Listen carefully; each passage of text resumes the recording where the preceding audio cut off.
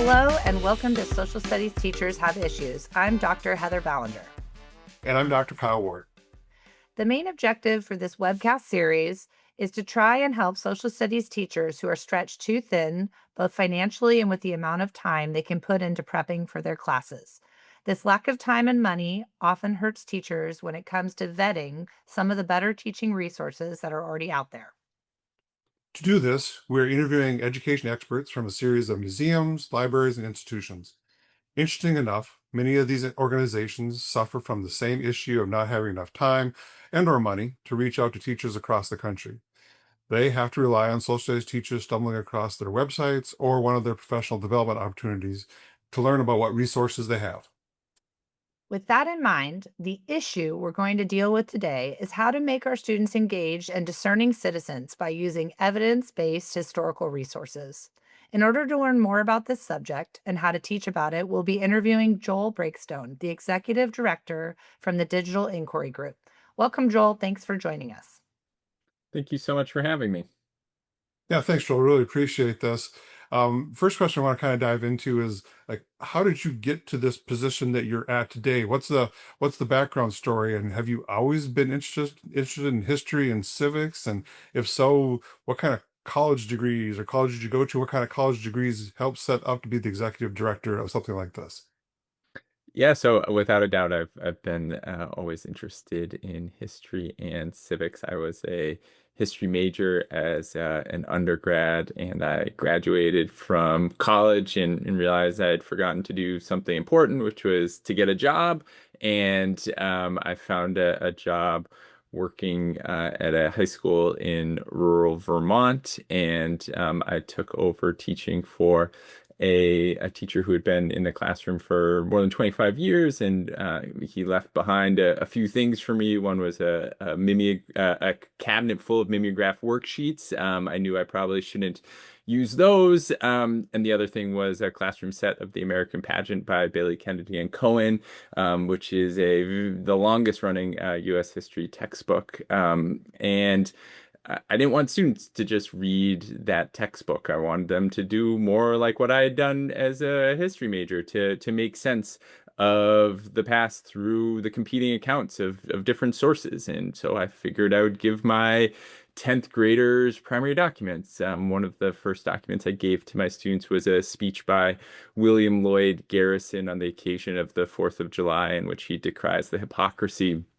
of celebrating independence when there are hundreds of thousands of people enslaved in the United States. It's a great and powerful speech.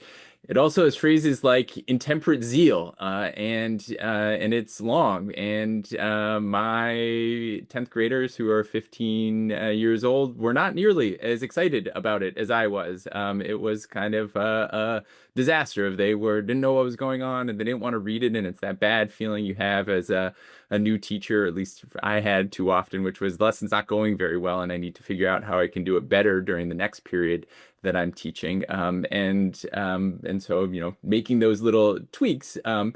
And I figured out some things over, a number of years teaching of, excerpting is really helpful, and, word banks are great, and, really providing more instructional scaffolds for my students. But I had a lot of questions about how to do that better, and more importantly, how those kinds of resources could be made widely available to teachers. The one thing that we don't have as educators is time, and creating high quality curriculum materials is incredibly time intensive. And so I began looking around for people who were engaged in that same kind of work. And I found this program based at Stanford's Graduate School of Education called the Stanford History Education Group. And I applied to a doctoral program there, and I got in, and I decided to go and moved across the country to do a PhD program there, and to begin to work with the folks who had just released the Reading Like a Historian curriculum originally then. And we continued to build on that, making assessments and more curriculum materials, then turning our attention to digital literacy as well. And by the time that I had finished my grad program, I was able to transition to a full-time job as the director of the Stanford History Education Group, and I continued to do that for another decade. And during that time, we certainly began to do much more work in the space of supporting students to make sense of online information. And then in 2024, we spun out of Stanford and became a independent nonprofit, the Digital Inquiry Group. We have the same people working with us. We have a licensing agreement with the university to continue to make the materials that we created at Stanford freely available, and have sought to deepen and extend our work of both creating high quality resources, but also testing them to make sure that they actually work, and collaborating with teachers and school districts all across the country to ensure that these resources are meeting the needs of the present moment. And you said your undergraduate was in history. Did you get an education? Were you a social studies teacher, or was it history? And Yeah, so I actually did not graduate with a license, and so I got a job out of college. I just had a history degree, and my first job out of college was as an AmeriCorps Vista volunteer, and I was placed at a school in Vermont that had a track record of doing alternative licensure, and it was just purely luck that they were there. I mean, I picked between a couple high schools, and that was very attractive to me, of the possibility of getting licensed. And so Vermont had an alternative licensing program where you create a portfolio. And so during my first year there, I got licensed, and then I was able to, again, very fortuitously, a job opened in this small 7 through 12 school of 250 kids. A job opened up in the social studies department. I was able to get that and continue to work there. oh, that's great. Heather, is that kind of like the program you're working with, the alternate? Yeah, no, I'm actually very interested in this because I also work at the county office and we're doing teacher residency, which Oh is yeah, yeah. it's different, but I think alternative licensing structures are really are interesting, and I think what we're trying to do in my current position through the state in California is kind of like disrupting internships, which is kind of what you're describing, which is being like hot dropped into a classroom with little to no preparation.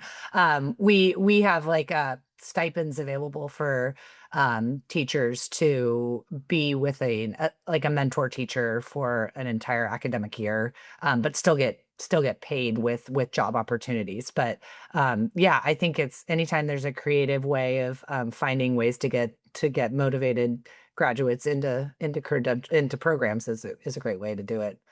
So you mentioned Sheg and your history there. Thank you for making reference to that, because I think so many times when I talk to teachers at high schools, we often still do refer to it, or they do refer to it to Sheg, and I sometimes I correct them, sometimes I don't, because they're following along with the digital inquiry group.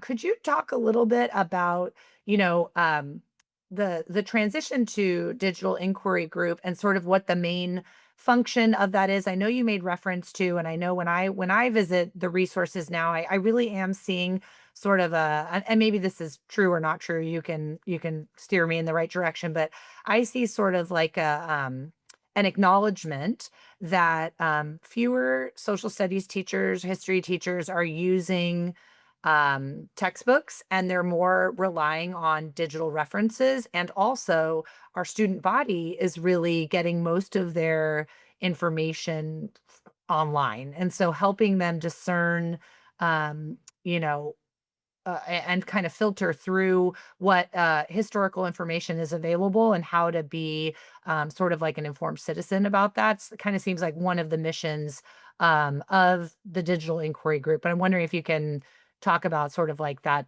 transition and what you're seeing as the main function of DIG. Yeah, absolutely. The reference to Sheg is very familiar. I have to catch myself not infrequently and when we have gone to the National Council for the Social Studies, that is a frequent topic of conversation with people who say, I know you changed your name, but I'm going to continue to call you Sheg. You'll always be Sheg in my book. And yeah, I certainly understand. It's a hard habit to break, especially when there's some people have turned it into a noun, right? Of like, I used a Sheg with my students today, or the sub is using a Sheg with my students while I'm here. So, for us, the transition was really about a couple of things. One was to ensure the long-term sustainability of our organization, that by becoming an independent nonprofit, we could make sure that we had greater control over our work going forward. We had an incredibly positive relationship with Stanford, and we still do. We have had opportunities to continue to collaborate with colleagues there, and the transition was very much a positive one. That it was, and done collaboratively. So it was not a case of us having to leave. It was wanting to, engage in the next logical step for an organization that had been at Stanford for more than 2 decades, and to figure out a way for us to continue and expand our work, and to be able to work more flexibly than sometimes is possible when you're working within a large organization like Stanford. So that was what motivated the transition, and I would certainly agree with your observation that there has been a real move towards teachers using supplementary materials as part of their curriculum, and that is also clear in the number of downloads that we see. Our Reading Like a Historian curriculum materials have logged more than 17 million downloads over the years, and so there's certainly a great deal of uptake of those resources, and there's a proliferation of other outlets as well, right? We are certainly not the only game in town. There are lots of people who are producing materials that the teachers are using, and mixing together to create their curriculum. Similarly, as you noted, though, that part of what we want to be doing as social studies teachers is to be preparing young people to make sense of the overwhelming amount of information that streams across their devices. And that as we think about civic education, it's hard to imagine a more important civic skill than being able to discern online. We know that young people are online an incredible amount of time. One recent survey found that nearly half of young people reported being online almost constantly. And so, given that that's where they are becoming informed, we need to provide them with the tools to make sense of that information. So we have created a set of curriculum materials called Civic Online Reasoning that are based on research with professional fact checkers about how they evaluate information online effectively. And we've tested those curriculum materials out in a whole range of settings to see whether or not they work. And there is clear evidence that they do. We did a study across an entire urban school district and found that students in civic online reasoning classrooms outperform peers in classrooms who had not used these kinds of materials. And those findings have been replicated by other organizations, both in the United States and abroad, that we can teach these ways of reasoning to students and see clear improvements. And at the heart of that work is getting students to leave unfamiliar sources and to instead turn to the broader internet to see, what is this that I'm looking at? Do I know what this source is? And that's really, it's about a disposition towards information. And although our information landscape is changing incredibly quickly in the present moment with AI, that disposition remains just as important as ever. We still want students to be asking, where is this information coming from? AI and AI chatbots are not oracles. They are drawing their information from somewhere, and we want students to be thinking about, where is that information from? If I'm looking at an AI summary at the top of a search result, what are the sources that it's drawing upon? Or if I'm looking at a chatbot response, what sources is it using? So we believe it's critically important to help students understand how to use those tools well. And we're really interested in particular in finding ways to integrate those approaches to digital literacy into the social studies classroom, that it's really tricky often to find time in the curriculum for other kinds of instruction. And so what we believe is a particularly promising way forward is to integrate digital literacy into existing coursework. So of having opportunities to evaluate a TikTok video in a lesson about Reconstruction or about the Maya collapse, and so that we can have topically aligned sources and give students those important opportunities to practice skills of digital discernment. That's great to hear, and thank you for giving us sort of some insight into. I think this digital literacy concept is something that history teachers are really grappling with, and I feel like as like the social studies component of public education, or of just being a teacher, like often that responsibility falls on the literacy instructors, be them the English teachers or the history social science teachers. And many of them are, like you're saying, are like adapting to a world that is changing so quickly that, like, to think of them as experts in those in that area is challenging, but also causing our just encouraging through civic minded participation, but civic minded thinking. It's like questioning sources and having that critical eye is something that we can encourage with the skill sets that we have developed either through our undergraduate education or in our experiences teaching. And all teachers can kind of support and be part of that. Um, I'm wondering if you could tell us a little bit about what your day-to-day work looks like as the executive director, and/or any big projects you're working on or have coming up that you're really excited about.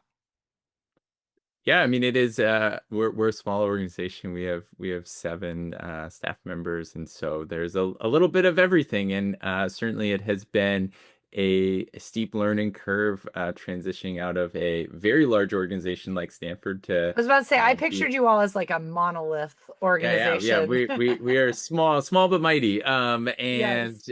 so trying to figure out what does it mean to run a nonprofit. But like, oh, we have to get audited. How do we do that?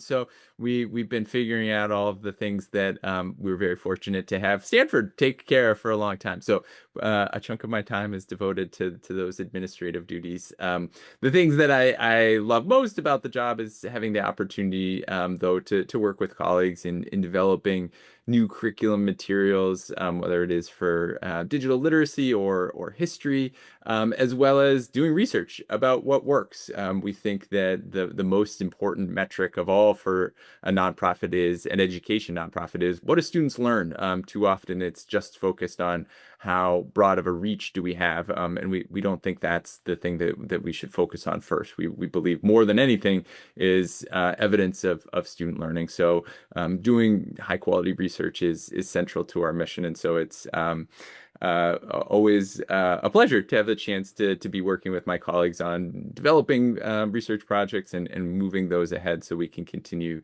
to gather evidence about what works and what doesn't, and how we can improve our materials. And then the last big thread of programmatic work is around professional development and engaging in sessions with teachers and districts all across the country.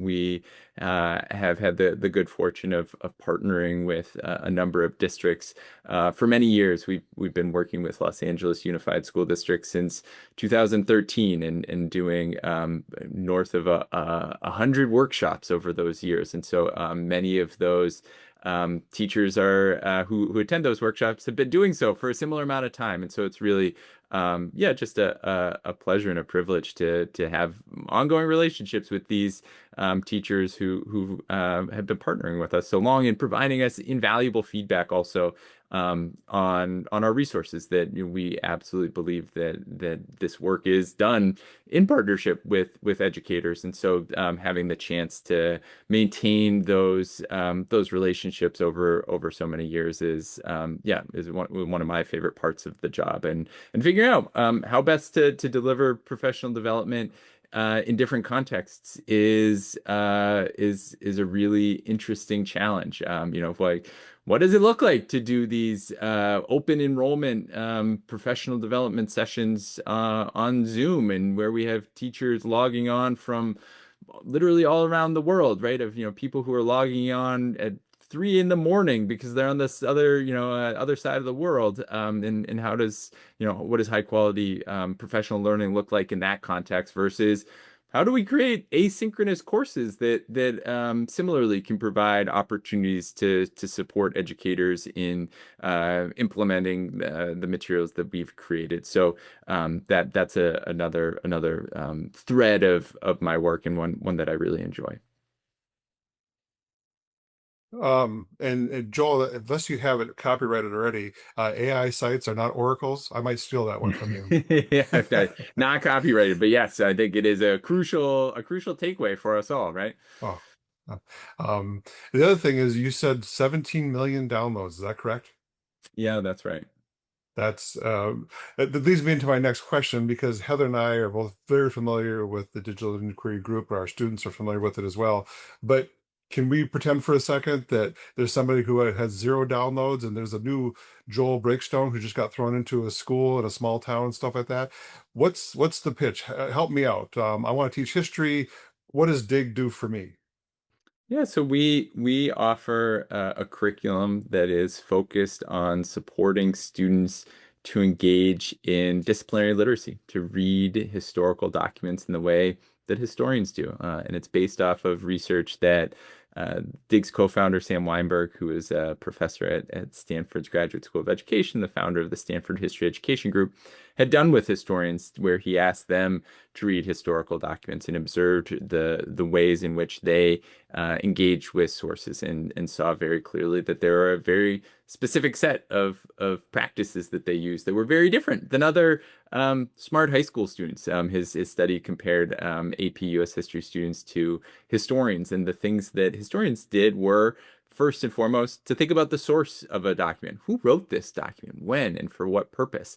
And they placed documents into context. What was going on at the time, and how did that context influence the content of the document? And that they corroborated. They didn't accept a single document as evidence of the past. Instead, they looked for points of similarity as well as disjuncture and silences. Whose voice is not represented here across these documents? And so what we seek to do is to support students in engaging in those historical thinking skills by coming up with carefully curated sets of historical documents that students can source and contextualize and corroborate in order to answer a historical question. Every one of our Reading Like a Historian lessons is organized around a legitimate historical question, and students have to engage with and evaluate documents to answer that question. So that might be what happened at the Battle of Lexington, or what caused the Zoot Suit riots, or was the New Deal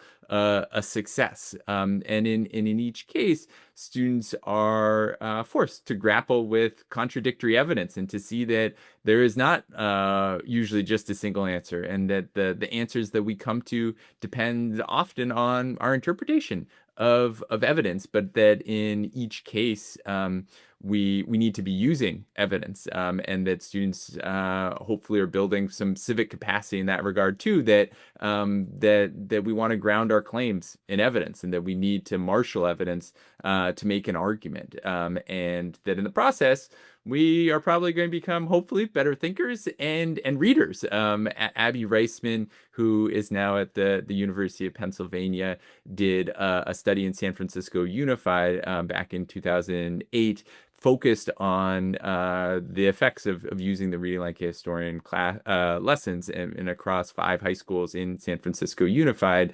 She tested what happened in terms of students' historical thinking skills, as well as their historical content knowledge and their reading abilities, using a standardized reading measure, the Gates-McGinnity. And what she found was that on all 3 measures, students in Reading Like a Historian classrooms improved. They not only became better historical thinkers, they remembered more historical content knowledge as measured by multiple choice questions, and they got higher scores on that reading measure. And so we have clear evidence of the positive effects of this kind of curriculum material. And that was actually what led us to put the curriculum online initially. After that study came out, or was finished, San Francisco Unified was very excited about the results and wanted to make those materials available for teachers within their district.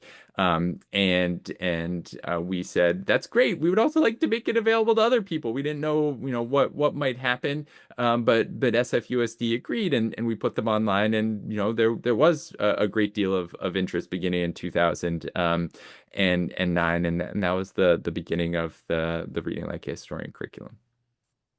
Wow. Thank you. Would you mind bringing up the website? So if I'm that new teacher, if you could show me some of these lessons that you're talking about, how I get all this interpretation and supporting all this evidence and stuff like that. Absolutely. So our website is inquirygroup.org. Say a couple things. One is all the materials are freely available. All you need to do is register for an account on our website. All you need is a functioning email address to do that, and then you'll be able to access all of our resources. You'll see that there are three big buckets of materials: history lessons, history assessments, and then civic online reasoning, which is our digital literacy resource. So if you click through on history lessons, you'll land on the Reading Like a Historian curriculum. There's a nice video that details some of that work in San Francisco to give you a taste of where the curriculum came from. And then there is also a couple, I think, particularly helpful links are a list of just all of the lessons in chronological order. So if you click on that, you can see them all in one place. We've also translated dozens of lessons into Spanish. And so if you want to see the materials that have been translated into Spanish, you can click there. And then finally, as I noted before, we are working to integrate digital literacy into the Reading Like a Historian curriculum. And so if you click through here, you'll see we now have dozens of lessons and assessments that incorporate digital literacy into the history curriculum. In terms of navigating through the curriculum itself, you can also scroll down and access the lessons here. There's four broad categories of filters.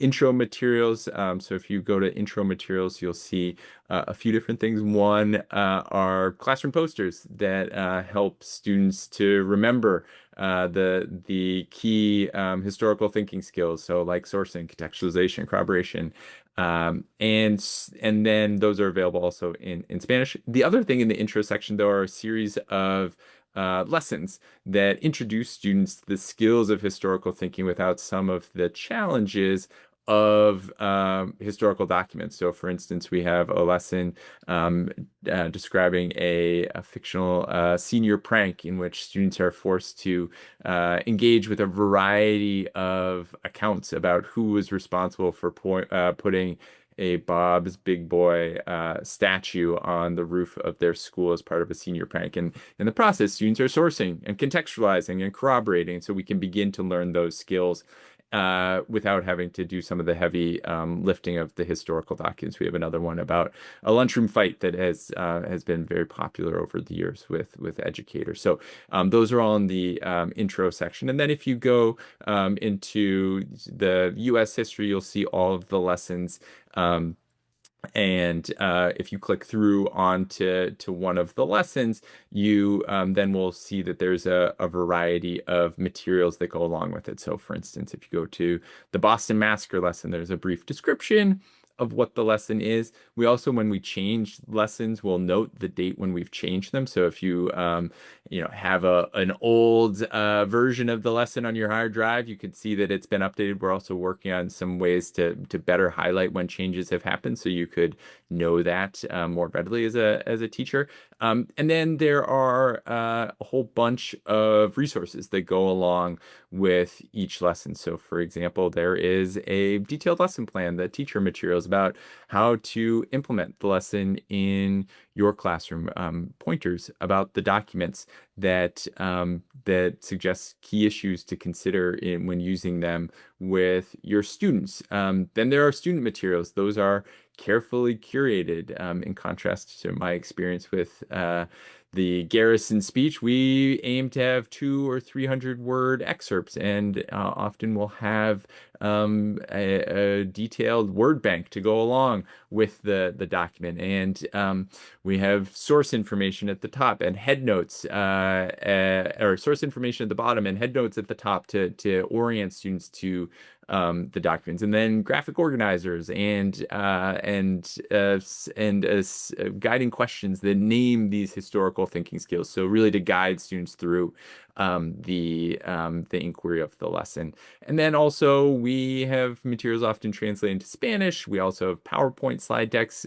We always have students start a lesson by getting a little bit of background information. This is not, a 30-minute lecture, but much more 5 minutes of enough background information to orient you to the document so you can dive into the inquiry itself. And then we always provide the original versions of the documents, the unexcerpted ones. And in some cases, especially when we are talking about much older documents, we'll sometimes make some adjustments to the documents themselves. We have a lesson about Pocahontas, and it has documents from John Smith writing in the 17th century.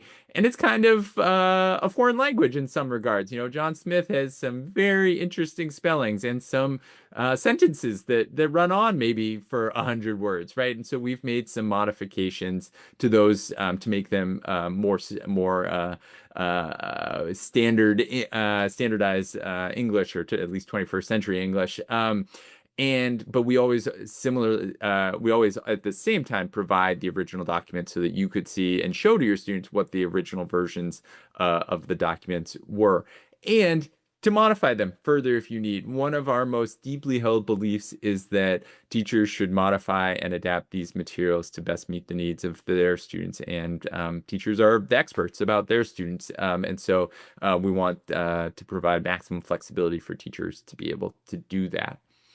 The second big section of our website is our assessments. We have more than 150 short document-based history assessments that target those same historical thinking skills of sourcing, contextualization, and corroboration. And for each one of these, we have a very brief activity asking students to, for instance, look at Paul Revere's famous engraving of the Boston Massacre, and asking them to reason about the strengths and limitations of it as historical evidence.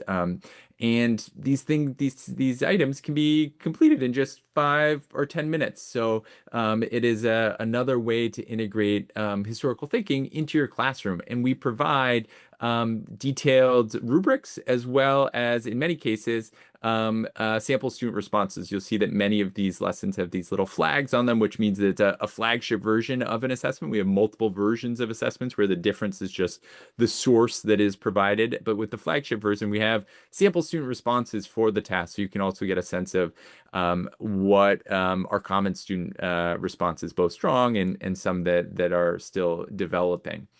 And these tasks are, we hope, flexible. We want them to be useful as just a quick hit activity, but they can also be really useful formative assessments to give educators a sense of where their students are currently at. So if I just taught a whole lesson about sourcing, if I give my students a sourcing task, if I give them a painting that was made 300 years after the actual event it depicts, will they notice that gap in time, right? So can I do a quick activity after teaching sourcing and see how well the students have grasped that skill? So, that can be a really useful exit ticket. I don't even have to grade that. I can just take a quick look and see, like, what do you know?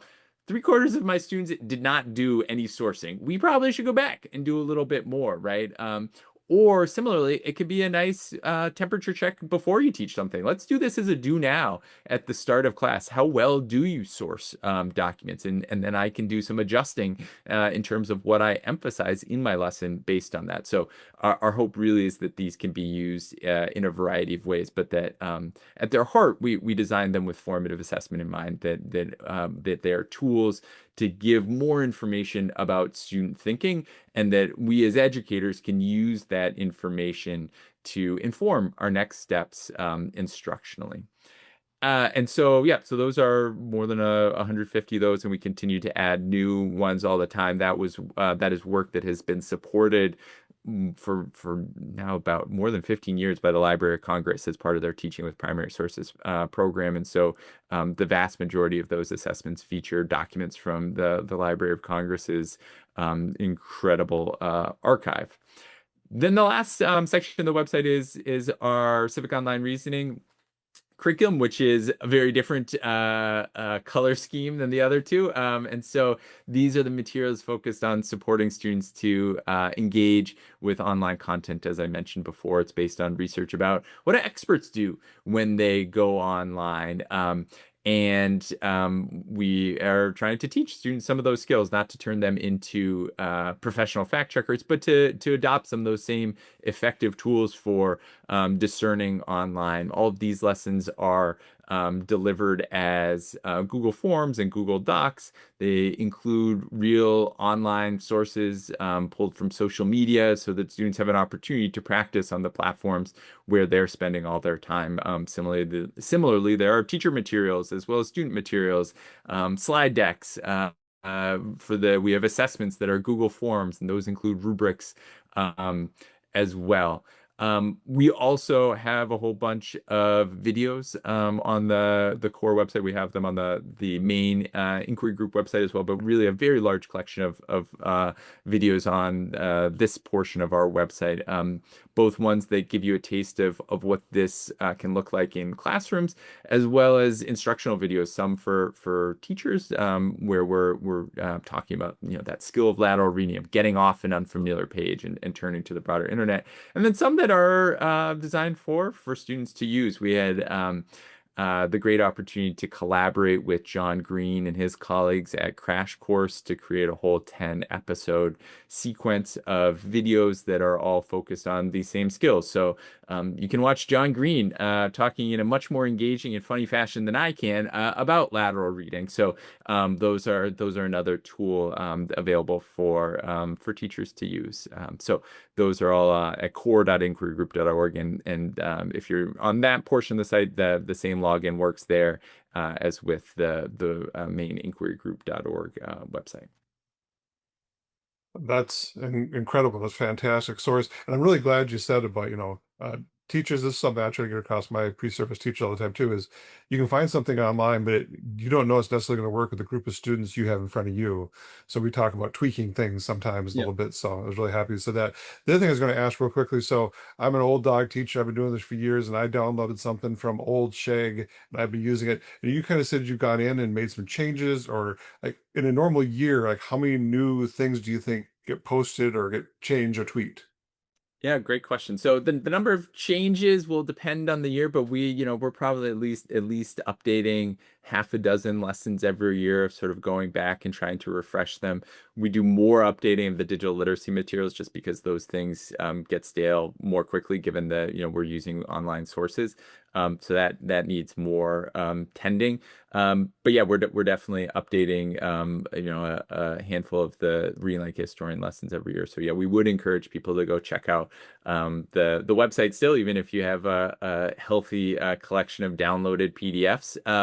And then yeah, we for the last several years we've probably been producing somewhere in the neighborhood of 10 to 12 new Reading Like a Historian lessons each year. So we've really been able to up our output in that regard, and been able to create additional resources. We still need to do more work, in particular to create world history materials. That is a common refrain from educators, and we hear them loud and clear. I will say that, in full transparency, a challenge is just the funding is trickier for world history, that there are fewer grant opportunities for world history materials. And so that for us as a nonprofit, is part of how we have to make decisions about what we focus on. So we have been making a couple new world history lessons each year, but we know there's a demand for more, and we really do want to continue to do better in that regard. Well, that's great, Joel. Thank you. I did have that question, and I have heard that from our teacher or our student teachers who are doing Yep. world history. But they often use, sort of not like chronologically, but those historical thinking. I think your resources do a great job of making it transparent about how to use this process of historical thinking and being able to translate it into eventually my student teachers and some of the teachers who've been teaching for a few years, they start to kind of get the cadence and the rhythm of how a dig or a shag lesson goes, and then they can kind of start creating their own accordingly after they've gotten practice. And I think that's unique to the resources that you provide. Is it's a very transparent sort of process, and it can be, like you said, not only adapted, the ones that you're offering, but the sort of the that can be used by other people to develop their own curriculum. Yeah, without a doubt, we very much hope they can serve as a model, in terms of a framework for how to construct lessons and assessments. Yeah, and I think it's working from what I see in schools. Um, and then speaking of that, like sort of in terms of like professional learning, if I'm a new-ish teacher or if I'm a teacher who's been working with these lessons for a long time, but I kind of want more in terms of professional development. What sort of workshops do you offer or educator institutes that we could get involved in? Yeah, we offer a whole range of professional learning opportunities. We have an open enrollment institute this summer in the beginning of July. If people go to the professional development page on our website, they can see more details about that. We do a lot of work with school districts, and so we're doing work in those districts themselves, and so it's an opportunity to be in partnership with colleagues around these questions. We also host open enrollment Zoom webinars quite frequently. Usually, more are happening sort of at the start of the school year, but throughout the year we'll intersperse those. So we list those on our professional development page, and then also if you sign up on our for an account on our website, there's an opportunity to opt into our mailing list, and then we'll share out those free professional development opportunities. And then finally, for the last couple of years, we've been offering a range of free professional development sessions that are asynchronous. So courses that are hosted through a platform that we've created that people can move through at their own pace. Those have been focused around various issues connected to digital literacy, everything from an introduction to civic online reasoning to how do I integrate digital literacy into my history classroom? And so we have a bunch of classes that have run over the course of the last 2 years. They're not currently open, but we will be doing another run of those classes probably later this summer, and then we usually offer them at different intervals during the school year. So that's another reason to a shameless plug here for signing up for our newsletter is to get updates about those free opportunities. But we've been really pleased to be able to get enough philanthropic support to offer those free professional learning opportunities. If somebody wants to sign up for the newsletter, just go to your website. Yeah, you can sign up directly on the website if you're not on it already. If you scroll to the bottom, there's a place to sign up, and or if you don't currently have an account with Dig, you can, when you're signing up, you'll have an opportunity to opt into the newsletter as part of the registration process. And I think you also mentioned a couple of times here about working with school districts as a whole. If somebody's listening to this and they're like thinking, "I'd really love to have them come to our school district," do I just email you and ask you this question, or is there some guidelines that I need to know before I ask you? Yeah, so there are a couple of things. Yeah, I mean, we similarly have a professional development page on our website, so there's more information that's available there. There's also a form that you can fill out on the professional development page to set up a meeting that provides a little more detail about what your interests might be, or you can just email us directly at info@inquirygroup.org. Okay, great. And then Joel, we're going to get you out of here at this question.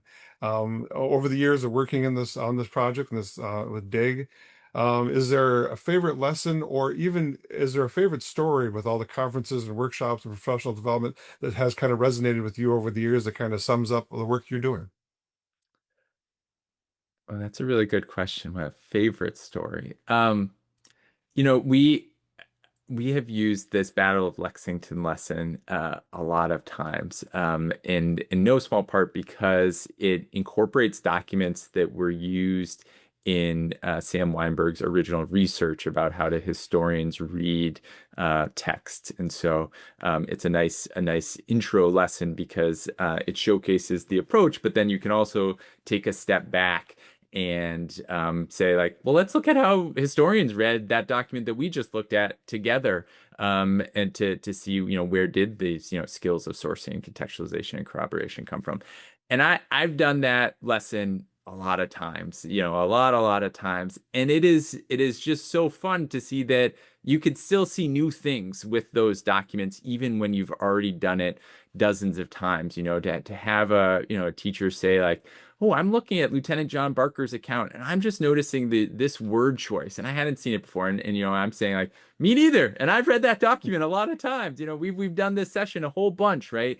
And to see it. And I think that's one of the parts of engaging in historical inquiry that's just so much fun and so engaging is to see things new and to be in conversation with other people as they make sense of documents. So yeah, I would say that's an example, and but more reflective of why why this work is so important, I think, and also why it can be so effective in classrooms, right? If that when we have opportunities to really meaningfully think about how to construct the past based on sources, we come to different conclusions, and we do that in conversation with other people. And so when we have that chance to talk to others and see their perspectives on it, we ourselves understand it better.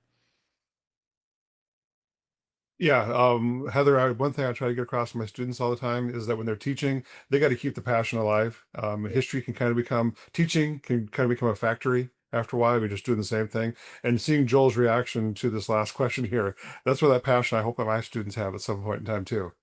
I was glad to hear you mention that one too, Joel, because I taught eighth grade US history for a long time, and that one was one of the favorites of students as well. And because we start with Jamestown, but we get to colonial America pretty early on in the year. It really does it sets the tone for historical thinking over memorization. And it was really it was one of my favorites to teach as well. So it was good to hear you mention that one. Thank you. All right. Yeah, I mean, I would just say Yeah, go ahead. add one thing about that one. I think that in addition to sort of um, of doing a lot, like it has really nice pieces to it, and that like it starts with images where students are looking at a painting of the Battle of Lexington, and Totally. then based on this, what can I say about what happened? Can I say anything about who fired first? And then it's an engraving, and the engraving is very different. It is not a heroic image, and you have to think about who made these, when, and for what purpose, and they don't all agree, and suddenly students are arguing like, well, I think the first painting's better, and oh, I like the second one, right? And then Lieutenant John Barker says something very different than the colonists do, and so why are they all disagreeing about this same event? So yeah, without a doubt, I think it really does yeah, highlight for students what it means to engage in historical thinking. Yeah, and how things are remembered and by whom, and Yeah. yes, exactly. All right, that's great. So, Joel, if teachers are interested in learning more, can they contact you directly, or is it better to just go to the Yeah, contact no, page? Or yeah, they okay, should certainly feel free to reach out to me directly. It's breakstone@inquirygroup.org. If you have a more general question about accessing the website or you're having trouble registering, please email info@inquirygroup.org. But we love to be in conversation with people who are using our materials. Too often we're making stuff and sending it off into the wilds of the internet, and we get to see that their downloads are happening, but we don't know what that actually means for the people who are doing it. So it's great to be in conversation with folks who are doing the good and challenging work of implementing these resources in classrooms. So yeah, please do reach out if we can help in any way. all right, And, thank and we'll you. put those in the show notes, won't we? Yes, we will. Yeah. Okay. Thanks for tuning in to Social Studies Teachers Have Issues, and we hope to see you next time. We hope today's episode sparked new ideas and gave you practical tools to bring history and civics to life in your classroom. If you enjoyed the conversation, be sure to subscribe, share with your fellow educators, and connect with us online for more resources and upcoming episodes. Together, we're building a stronger community of teachers and shaping the future of education, one resource at a time. Until next time, keep teaching boldly and stay curious.